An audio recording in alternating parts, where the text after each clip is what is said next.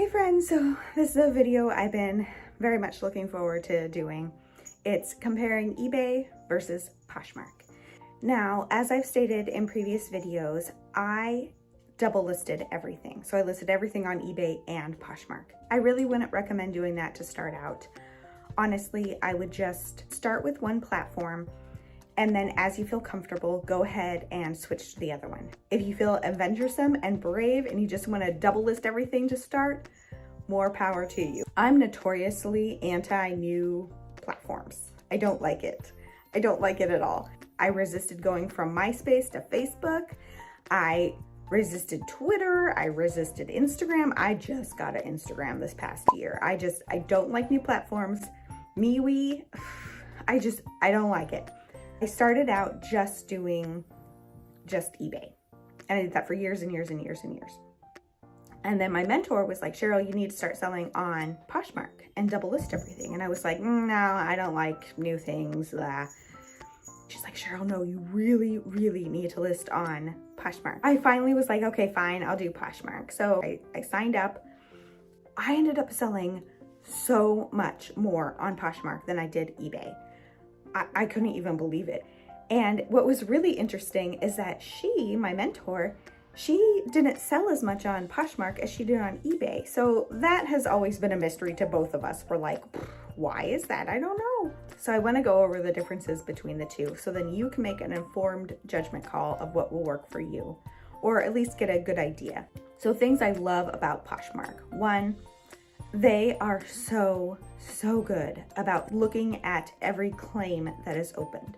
Whenever you sell something and you send it to somebody and then they claim something about it, if they are claiming things like, not as described, or it came and there was a huge dent or scratch in whatever it is, they say, oh, sure, no problem. Can you send us a picture? And then they have to provide and prove their point. So if something is broken or there's damage or something, they have to prove it. But they are not super quick to just say, oh, sure, no, you have a problem here, and then refund the person and take it out of your money. They actually look at every case, and I love that. And they give you a chance to respond. You always have to be kind and courteous in your responses. And I've had some people get a little testy with me. And even if there is damage, that's where I said, make sure to cover your butt with pictures. If people didn't scroll through all your photos or read your description and they just bought something and then they got it and they're like, hey, there's a scratch on this heel, I disclosed it, so sorry. And I really appreciate that they look at every single claim. And also, they do not do returns if there's a sizing problem. I love that about Poshmark. So if you buy something and it ended up not fitting, nobody can write a negative review about you over something that isn't your fault. So if they bought a shirt and it ended up not fitting, they can't write a bad review saying, bought the shirt, doesn't fit, terrible seller. You can challenge that and get it removed. I really appreciate how Poshmark takes care of both sides. They'll take care of both the buyer and the seller. And if something, happened in transition from going from my house to the customer's house, or if there's just, the person is just causing such a big fuss, they'll go ahead and refund the customer, but they won't take it out of your money.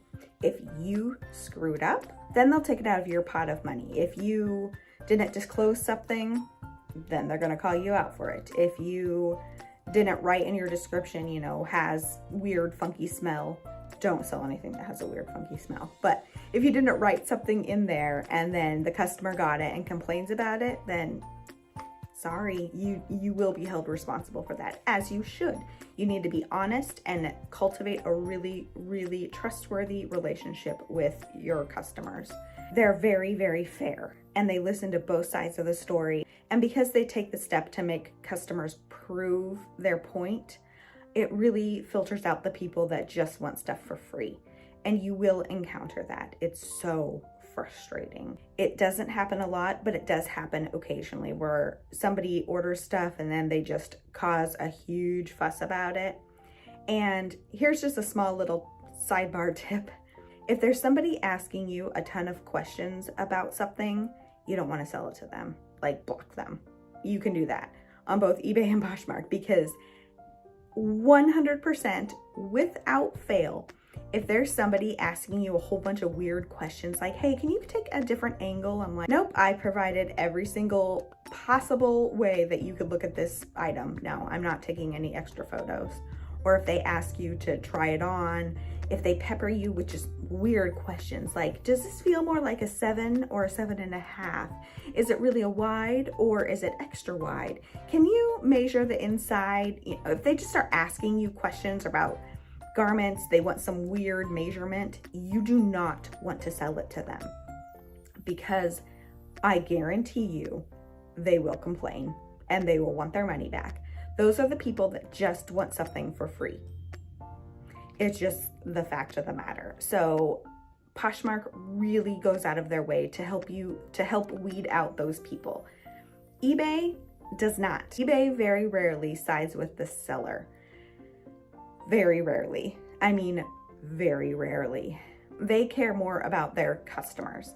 And so they'll bend over backwards to take care of their customers. Even if it's something clearly false, they'll still more than likely sell with the buyer over the seller. And you can challenge it, but you're gonna work for it. I have spent 2.5 hours on the phone arguing with eBay about something. And what happened was I sold a lady a pair of shoes. The shoes arrived. Their footbed like crumbled in the mail.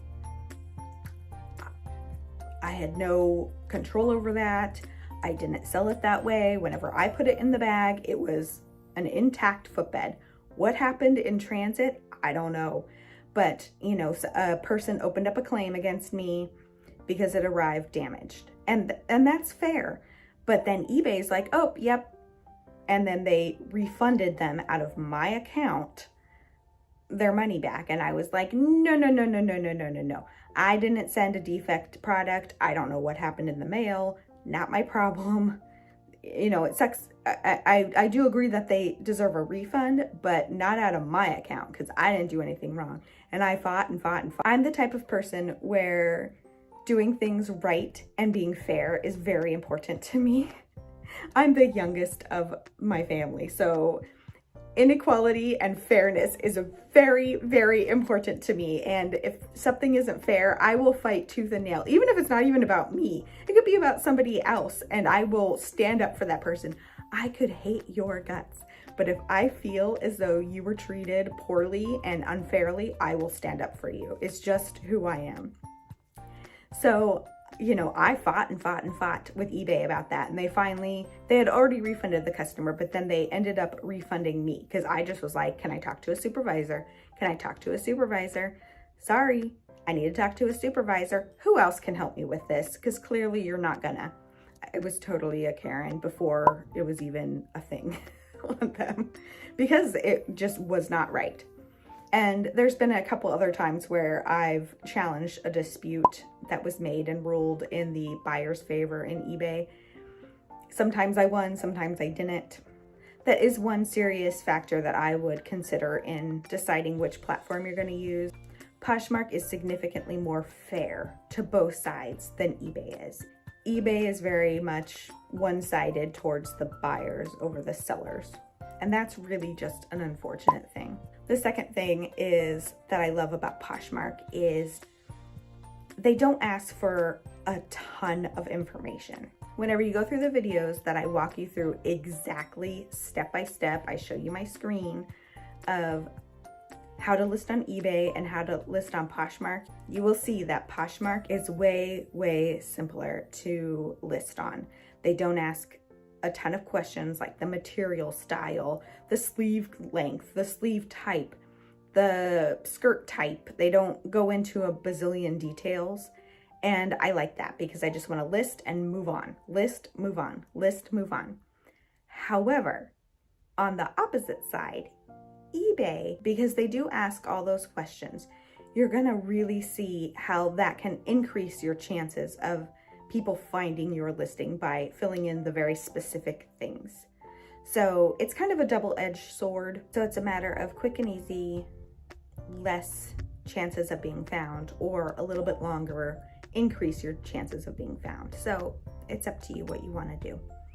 One thing I don't like about Poshmark is that you have to share your closet often, and you have to interact with other people and share their stuff, so then they'll come back and share your stuff.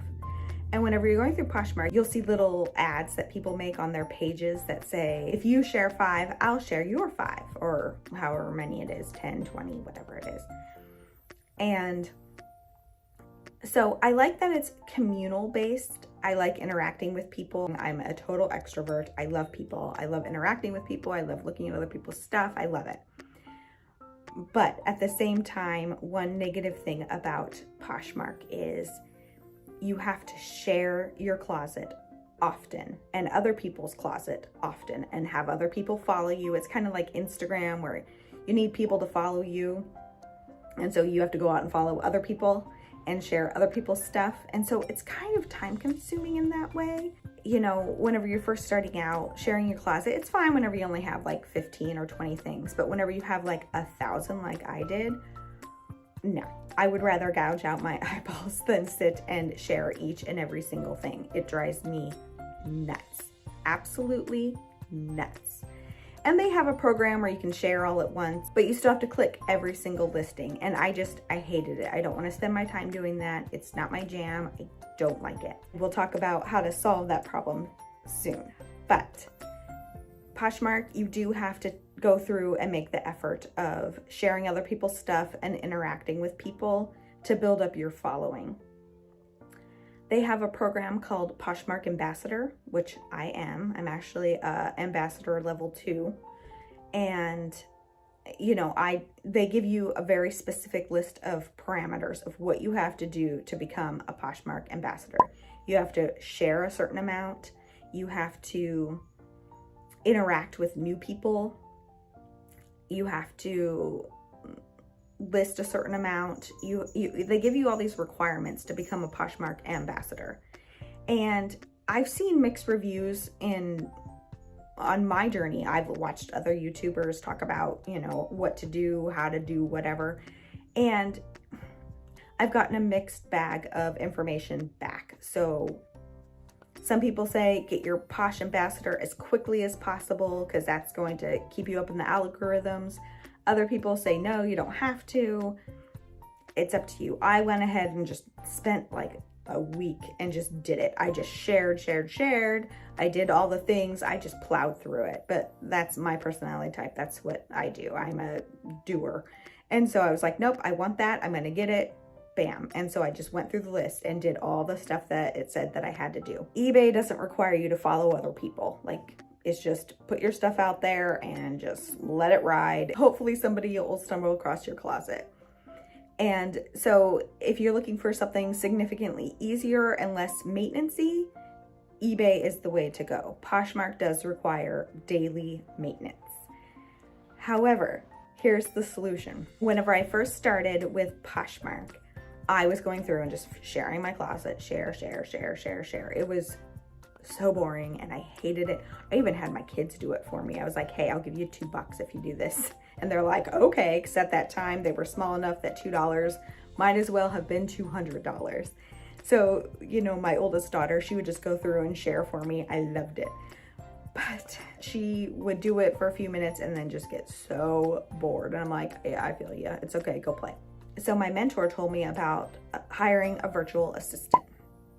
There are a couple that are approved by Poshmark that you can use. It's a virtual assistant and you pay to have somebody else share your closet. Now, I do not like extra added expenses at all. I will not pay an extra 10 cents to have my eBay listing, you know, have a subtitle. I will not do it. However, this changed my Poshmark game. So whenever I started, I was sharing my closet every day and I only had about 100 things, but even posting those 100 things and sharing them a couple times a day, I hated it almost as much as I hated ironing. I cannot tell you which one I hate more, to be perfectly honest. I have better things to do with my time. I was not getting a ton of sales on Poshmark. I would get some sales, but not a ton. And I was like, I can't afford to pay somebody $100 a month to share my closet. And they have a variety of plans.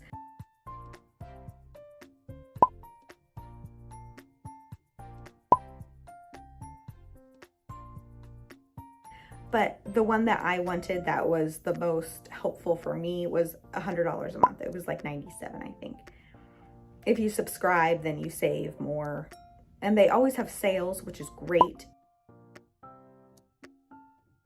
But it's just, I'm not making enough to do that. No, I just don't. And my mentor was just like, just try it out. And they did have a promo at the time where you get like 1 month free. I kid you not, my sales went from like $30 a month to several hundred, up to thousands a month by just adding the virtual assistant sharing my closet for me. 100% worth it. I wouldn't do it if you have less than like 100 listings, or maybe even 50, but I would say probably 100. If you have under that, just suck it up and share it. If you have teenagers, make it be a part of their chores. Like, okay, you can earn screen time or phone time or whatever you do if you share X amount of my closet. And if you have multiple kids, have them each do it and just make it be a part of a chore. Tell them you'll give them $5 for doing it, or $1 for doing it, or whatever you want to do. Find somebody that you can totally take advantage of to do it for you if you don't want to do it.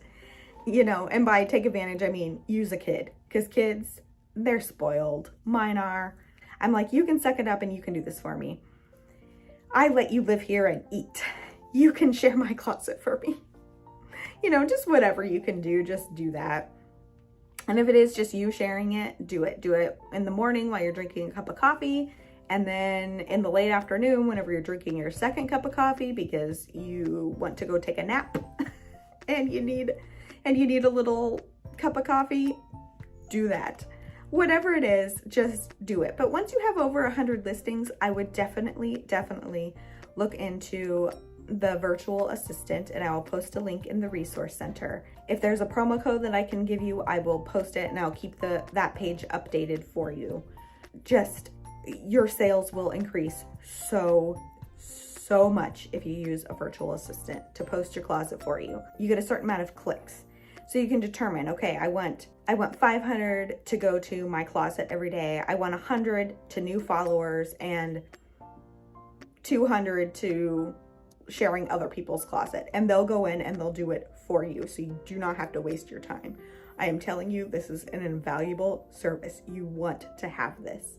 If you cannot afford it, then suck it up and just do it. Like I said, once you have over 100 listings, I cannot recommend it enough, because it's going to boost your sales so much and grow your following for you. So you're not spending time doing all that nonsense. It just does it for you. And it says that there's 2 people that work on your account. Whether that's true or not, I don't know, but it's approved by Poshmark, so I just, fine. If they say they do that, then that's what they say they do. I don't need to look into it any further. But there are other ones out there that are cheaper and they are bots. Poshmark does not want you using bots because it's just not fair. And I agree with that, because fairness is important to me. Anyway, so, you know, I would go ahead and look into that. I'll post the link. eBay, you don't have that option. You don't share your closet. You don't share other people's stuff. You don't do any of that. You just list it and let it ride. Once a month, I do go in and pull all my listings. I end them. If it's a buy it now, and most of my stuff is a buy it now. I hardly do auctions on eBay anymore unless there's something like super special, or, you know, I go back and forth, or I've had this buy it now for a while. I'll throw it on for an auction and just see what happens. You can really utilize it in a bunch of different ways. But once a month, I would go in and pull all my listings. I would just do end listing, and then I would relist it as like a new listing. And by doing that, it pushes you back up into the algorithm. It doesn't usually take that much time. I mean, obviously, whenever you have 1,000 listings, do it. What I did, the first week of the month, I would end and then relist all my shirts. So if it's a top, if it goes on the upper part of your body, I would pull it and relist it. Then the second week I would do pants. And then third week I did shoes. And then fourth week I did everything else. So accessories, random stuff I had for sale. And then, so that way I didn't spend all my time doing 1,000 listings all at once. I just spent a little bit of time each week pulling those listings and then relisting them as a new listing. And that really does help a lot. So it's kind of up to you what you want to do. Some people just post it and just let it ride, but then it becomes kind of like a stale item. So, you know, if you want to stay up in the algorithms, you have to do a little bit of work. And as of right now, there is not a service that does that for you on eBay. One thing I do like about eBay is how they print their labels. I know that seems kind of silly. It's easier to print off on an eBay label than a Poshmark label. A Poshmark label, if you're using the peel and stick labels that you'll hear about in my shipping supplies video, you have to like put it in a certain spot in the middle of the paper, and eBay you don't, and you can just use the same one over and over again. I like that. Anyway, so that is something kind of small and simple, and I do like that they give you more searchable terms, and that does help you quite a bit. But overall, I think I like Poshmark more, but only after I hired a virtual assistant. I hated it until I hired a virtual assistant, just loathed it. So just to review things I like about Poshmark, I like that they are very fair in if there ever is a claim opened. I like that it is community-based, so you do have to interact with other people, and I like that. That's just a personal preference. I like that it's quicker to list, so I can just move through listing a lot faster than I do on eBay. I just did really well on that platform. I sold a lot on Poshmark, and I know a lot of that has to do with hiring a virtual assistant.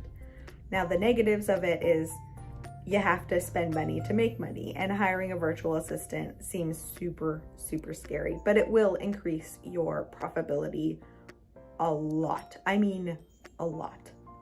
I don't like having to go through, at least in the beginning, until you do hire a virtual assistant, and you have to go through and share other people's closet, share your own closet. It's just so tedious and boring, and I just don't like doing it. That's just the simple fact of the matter. But just because I don't like it doesn't mean that you won't like it. So things I like about eBay, they do give you a lot of searchable parameters. And to counterpoint that, as much as I love that point, it also takes more time, and I don't like wasting time. I'm a very efficient person, and to me it's like, I have to go through and click this and figure out the material, blah, blah, blah. But at the same time, that makes me more searchable and likely to be found. So that's just really just a double-edged sword right there. And then the only thing I really dislike about eBay is that they just do not side with sellers very much. They just don't.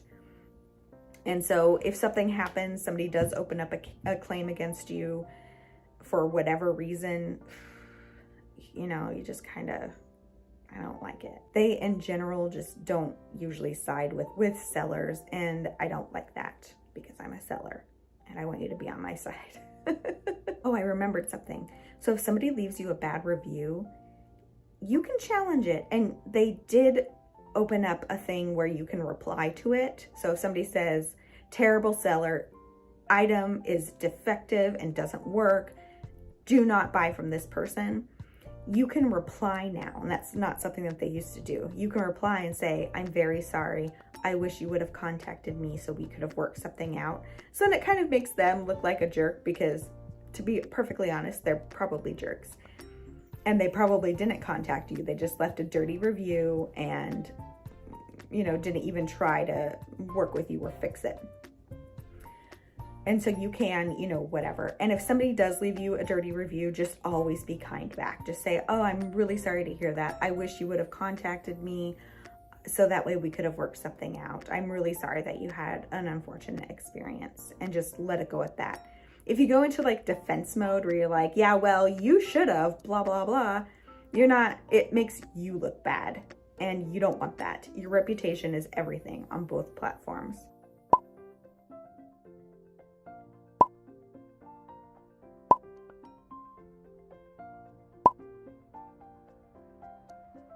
If somebody does leave a negative review on your eBay, it stays there for a certain amount of months. So in your little review section, you'll see different reviews, just like on Amazon, and people can go and search that, and people go and search that. I mean, I do. Whenever I'm looking for something online on Amazon, I always go to the 1-star reviews first and read why everybody was unhappy. And then I go to the 5 stars.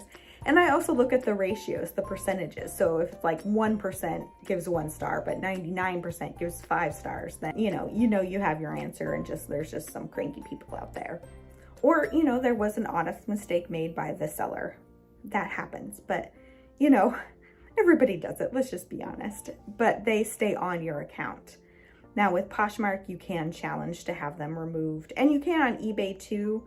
But like I said, Poshmark I feel like is significantly more fair than eBay is in regards to sellers. So that is an unfortunate thing, but eventually it goes away and then your ratings skyrocket up. So that's kind of all I really have to say about the comparison between the two. They're pretty even. It really is just all about preferences and tastes. Are you fine with taking a little extra effort to fill out details about the garment in clicking little boxes to be found quicker? Or are you fine with just listing it, having some basic information, and just driving on, but taking the effort to share it more? So it really is a trade-off until you get a virtual assistant. Then I think Poshmark just took off once I got that virtual assistant. But like I said, my mentor, she had a virtual assistant, and she still sold more on eBay than she did on Poshmark. Maybe it might be trying both of them out and seeing which one works for you. I don't know, but this is my honest review of both. I'm not paid by either one of these platforms at all to say anything about anything. So I'm not being paid to favor one over the other. It's truly just a genuine opinion based off of my experience using both platforms. So you can decide which one you want to do that works for you. All right. Moving on to the next videos.